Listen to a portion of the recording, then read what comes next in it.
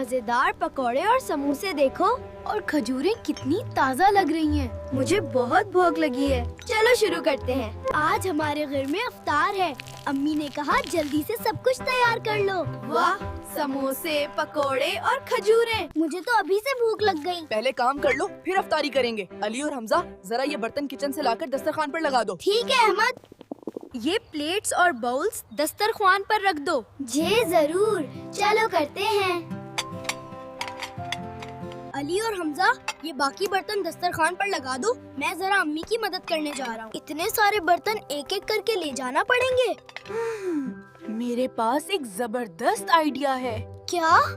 हम सब बर्तन उस बड़ी ट्रे में रख लेते हैं और एक ही बार में ले जाते हैं। वाह, ये तो बहुत अच्छा आइडिया है।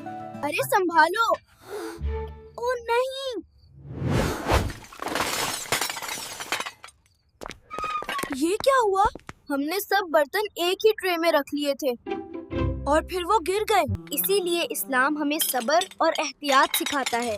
नबी करीम सल्लल्लाहु अलैहि वसल्लम ने फरमाया है, ठहराव अल्लाह की तरफ से है और जल्दी शैतान की तरफ से।